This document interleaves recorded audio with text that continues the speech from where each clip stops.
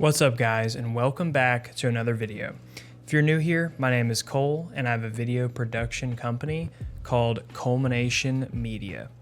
I'm also a freelance video editor working on commercials, documentaries, short films, and more.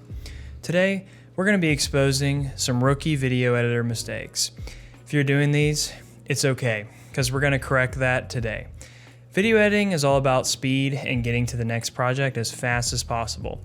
All of these mistakes could be adding hours or even days of time when accounting for an entire year of editing videos. Without further ado, let's get into some of these newbie mistakes that you guys are probably making. Mistake number one is going to be not using keyboard shortcuts. If you're not learning and using as many keyboard shortcuts as you possibly can, you're making editing so much harder than it needs to be. I cannot tell you how many times I've seen quote-unquote professional video editors edit in front of me and they use the razor tool to manually cut 5 tracks of video one by one and then move it over. I once showed a professional video editor the ripple delete function in Premiere Pro, and he looked at me as if he had discovered fire for the first time. If you do not know what this is, you may also be a noob as well, unfortunately. Another scenario is video editors not using in and out keyboard shortcuts to insert B-roll into their timeline. I've seen many pro video editors go and manually click the in and out markers to insert footage into their timeline. No joke. Do not do this. The default shortcuts for this are I and O, pretty simple. If you want to make it even faster, you can map shortcuts to the side of your mouse, which is what I have done. Mistake number 2 is going to be poor folder structure or file management. Now, don't even get me started on this one. There are so many ways you can mess this up. The most common I see is no file structure. Some people literally throw all their files on their computer and don't even know where they are. Some people insert an SD card from their camera and edit off of that. Then they go and format or lose this SD card and their project is now completely gone. Don't be like this. Make a proper folder structure for your edits ASAP. So, what does a proper folder structure look like, you might ask? So a proper folder structure is first going to be saved on an external drive so that you can easily transport the project and it is not tied to your computer. I recommend an SSD with high speeds so you're not dealing with lag on playback. The folder structure doesn't have to be super specific, it just needs to be consistent and easy to find or organize everything. Common ones include an edit folder where your Premiere projects go, a folder called camera files, music, sound effects, and exports. This is a basic setup that will help you stay organized, but we can take this one step further by having a template folder structure that we duplicate every single time we start a project.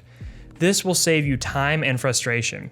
Inside this template folder, you can even have a template project file that already has all of your bins made inside Premiere Pro ready to go.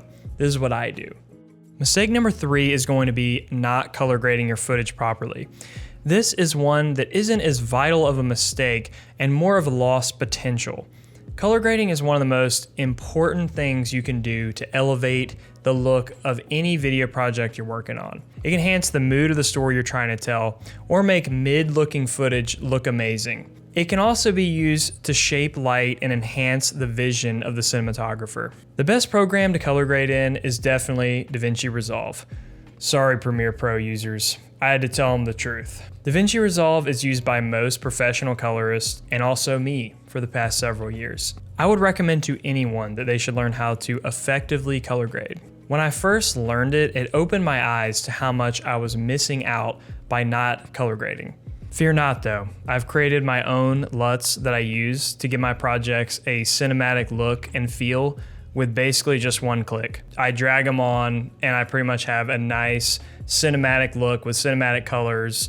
They're gonna be linked below if you guys are interested in picking them up. I got you. Mistake number 4 is going to be not knowing how to manage your footage with different frame rates. This is a common mistake where I see people that just don't understand how to work with different frame rates. There may be 24, 30, 60, and 120 FPS footage in your project with all these different frame rates, and you want to do cool slow motion and cool transitions and bang, boom, pow.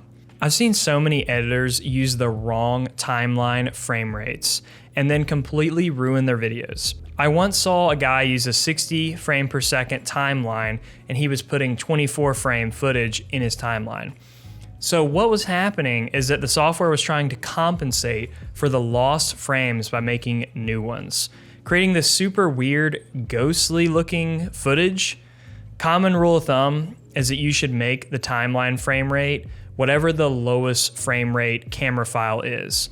So for example, if your lowest frame rate is 24 FPS, you should have your timeline be that frame rate. Then the higher frame rate footage should be slowed down to that lower frame rate. And it should be created in an equal amount of frames so you're not getting any jank looking footage. Mistake number 5 is going to be bad audio or sound design. This is also a common problem that many scrub video editors are guilty of. Sound is half of the video that you're creating when editing, so you shouldn't skip it.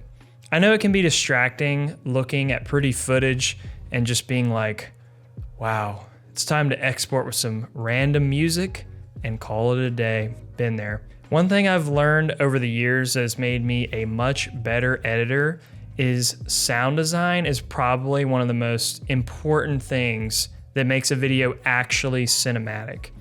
You can have the prettiest footage shot on Arri Alexa, but if the sound design is bad, it really doesn't matter. Another common mistake is that a lot of video editors don't understand the audio can clip when it hits 0. If you don't know, audio has a negative scale, and when it hits 0, the sound is going to distort. So many people will boost up the dialogue of someone talking and let the audio completely hit 0 and distort throughout the whole video.